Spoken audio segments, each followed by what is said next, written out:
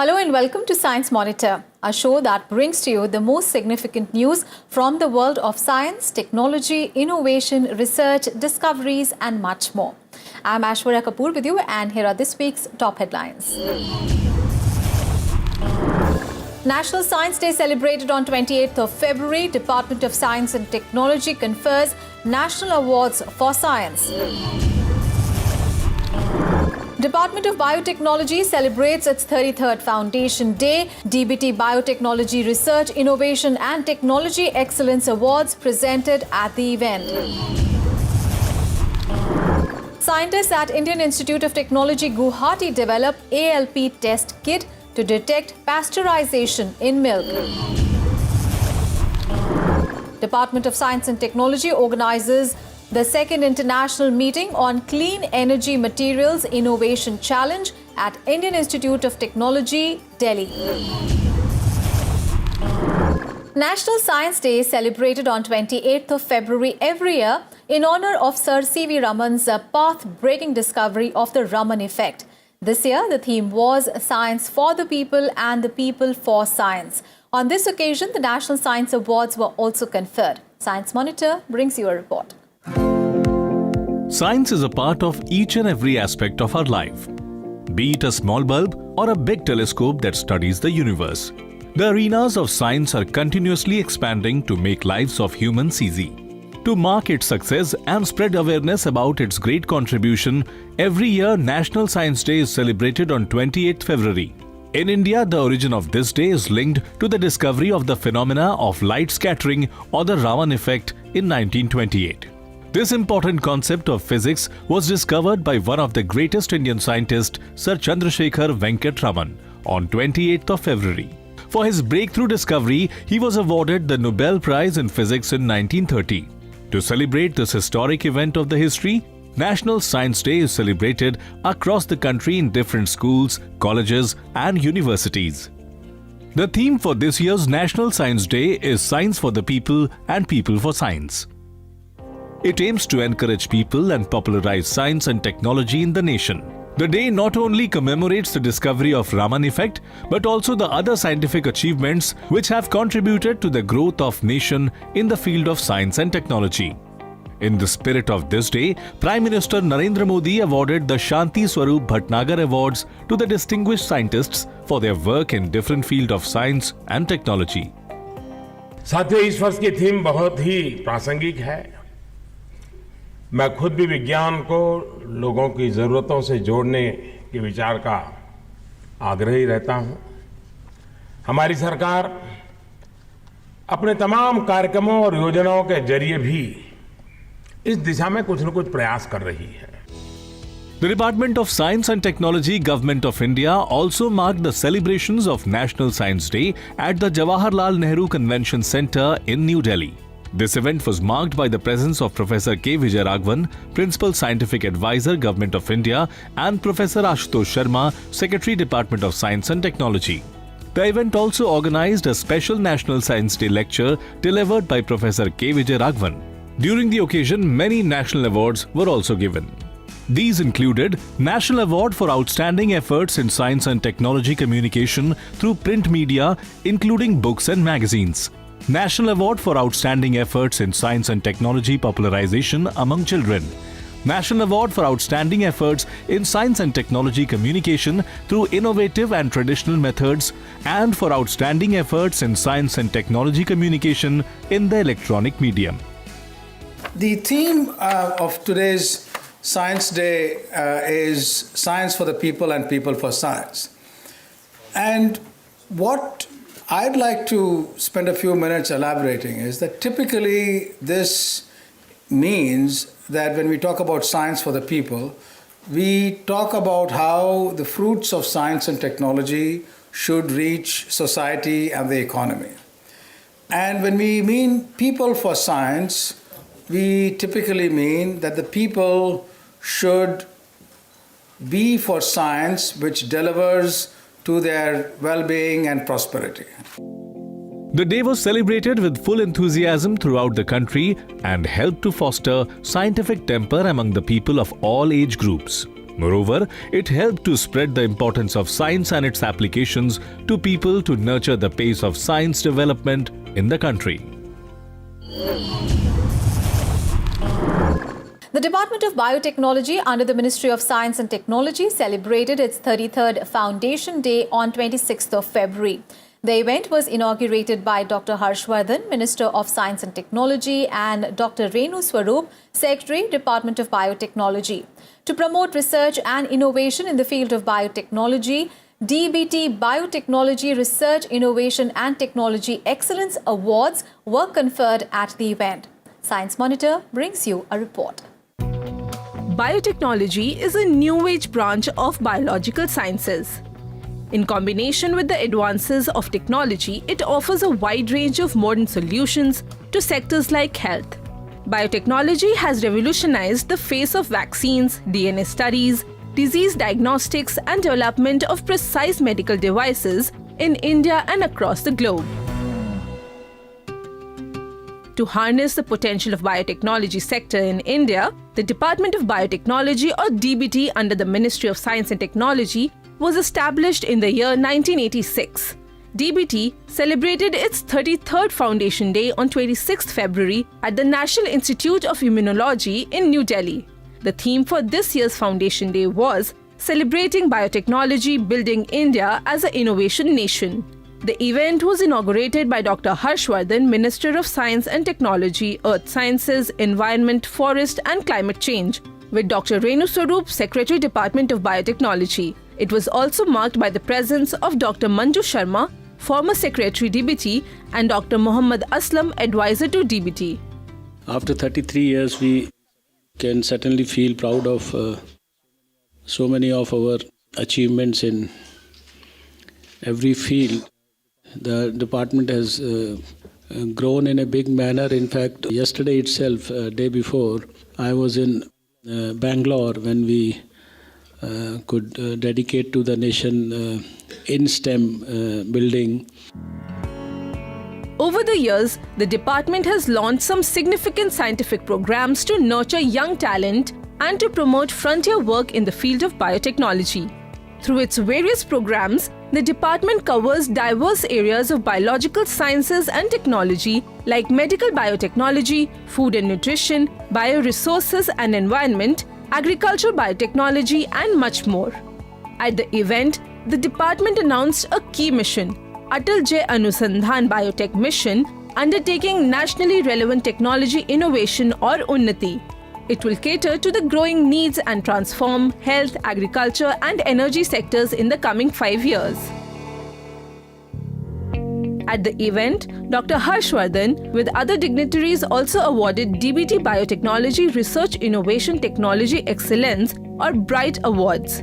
It is given to felicitate scientists, researchers, PhD scholars and professors for their valuable contribution through research and development work in the field of biotechnology and biosciences.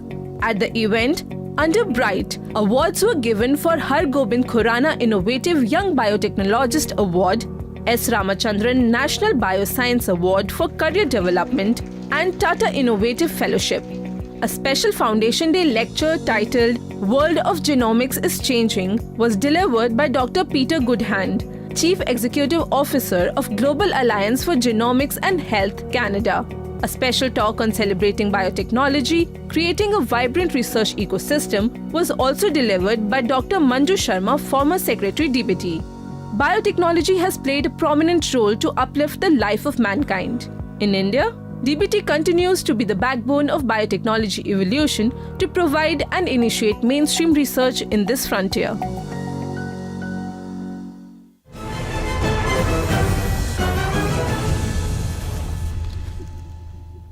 Milk is an essential source of nutrients, vitamins, carbohydrates, minerals and fats. Pasteurization of milk is one important aspect to maintain its quality over a period of time, as it kills the bacteria present in it. At times, the commercial milk packets are not pasteurized, which turns it sour. So, to test whether the milk is pasteurized or not, scientists at IIT Guwahati have developed an alkaline phosphatase or ALP milk testing kit using a simple filter paper. So have a look at this report to know more about the kit and how it works. Milk is an important source of nutrients and vitamins required for development of the human body. It provides several benefits, from early lactation by providing immunological support to later age acts as a source of calcium. Being an animal product, the shelf life of milk is very less, as a lot of microorganisms can grow fast and spoil its quality and nutritive value. To make milk microorganism free and maintain its nutritive value, a technique called pasteurization is used. Pasteurization is a process in which milk is heated to a particular temperature to kill harmful bacteria, followed by rapid cooling. It is always advisable to consume pasteurized milk for better health. Alkaline phosphatase, or ALP, is an enzyme which is naturally present in milk but is destroyed at a temperature just near to the pasteurization temperature. So, the presence of alkaline phosphatase in milk can be a good indicator for quality of pasteurization. Several methods which are time-consuming and require sophisticated instrumentation are used for this purpose, which also restricts on-site testing the quality of milk. To test the quality of pasteurization in milk, scientists at the Indian Institute of Technology, Guwahati, have developed a low-cost, environment-friendly and on-site detection kit based on biosensor technology. This kit has shown its usefulness in detecting ALP level in commercial as well as raw milk samples. We have utilized a very simple paper disc which has been obtained by the punching machine, usually what we throw, but that particular ALP disc we have utilized, and we have done a lot of wet chemistry on that. So eventually the importance was to develop the immunosensing system where the specific antibody towards the ALP has been immobilized. The researchers at IIT Guwahati, under the supervision of Dr. Pranjal Chandra, developed a biosensor detector using normal filter paper discs soaked with some bacterial chemical probe to react it with ALP. Upon adding milk sample, the paper disc changes its color from white to blue. If the milk is not pasteurized, the amount of alkaline phosphatase present in the milk sample can be quantified. We thought that we have to make something very simple that can be utilized to the end user, either in the industry or in the home kitchen or at the place where we are going to take the milk or something like that. So eventually this is a very miniaturized system where we no need of any kind of instrumentation to develop or to analyze that in a qualitative way.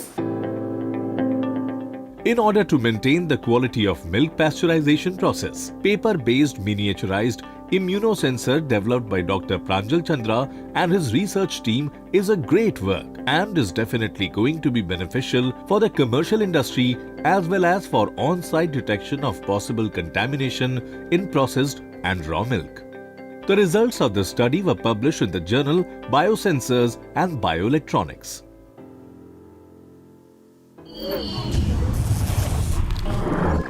Global warming is one of the most pressing environmental issues for the world. A major concern is carbon emission. To reduce carbon footprint, it is important for nations to adopt clean energy sources. It can be achieved by the development of materials for both energy generation and storage. Towards this, the second international meeting on the Clean Energy Materials Innovation Challenge was organized at Indian Institute of Technology, Delhi. Several initiatives for the growth of clean energy materials were also launched at the event. Science Monitor brings you a report. India is the third largest consumer of total energy production in the world. According to India Country Status Report on Clean Energy, about 67% of the energy is generated by thermal power plants, 13.6% by hydroelectricity, 2.1% by nuclear power plants, and 17.4% through renewable energy sources. The availability of these resources makes it important for the development and deployment of advanced materials and technology for harnessing, converting, storing, and utilizing these energy sources through a systematic way. Recently, the Department of Science and Technology, Government of India, with Mission Innovation organized the second international meeting on the Clean Energy Materials Innovation Challenge at the Indian Institute of Technology, Delhi. Mission Innovation comprises of 24 countries to boost and enhance clean energy innovations across the world. The main objective of the two-day international meeting was to facilitate expert dialogues to build and improve technologies for higher performance and low-cost clean energy materials. The meeting also aimed to promote collaboration opportunities between researchers, innovators, and investors in the energy sector from India and the world. It was attended by stakeholders, policymakers, technical experts, industry representatives, and investors from countries like Australia, Canada, Denmark, and France. Another difference in Mission Innovation, which is the international partnership. So now this shouldn't really be lip service, because the whole idea is that if there is one group, one country, one scientist working on a problem, it's a very slow process. Whole lot of this is about reinventing the wheel. But when we are working together, for example, here 18 partner countries, then we ought to be able to learn from each other very, very rapidly. At present, India uses techniques like thermal energy storage, electrochemical energy storage like batteries and supercapacitors, which are devices used to store extremely large amounts of electrical charge. Now, scientists in the country are working towards the usage of fuel cells technology. It is a technique which uses chemical reaction to produce electricity. Fuel cells can harness hydrogen, and with the help of chemical reaction, it can be used to generate electricity without combustion or creating pollutants. During the event, methanol production from Indian coal, a collaborative project of IIT Delhi Thermaxes, was launched. The model of the pilot plant was also unveiled. The plant will help to convert coal into methanol. Methanol is a great source of clean energy as it is eco-friendly and therefore can be used as a liquid fuel for transport and cooking appliances. Several other initiatives for growth of clean energy materials were also launched at the two-day event. These included DST IIT Delhi Energy Storage Platform on batteries, DST IIT Bombay Energy Storage Platforms on hydrogen, and DST IISc Energy Storage Platform on supercapacitors. Energy security is the need of the hour for better future governance. It can be achieved only by building precise materials for its proper storage and utilization. Moreover, adopting clean energy technology is necessary to achieve sustainable environmental goals to mitigate and combat the growing problem of global warming.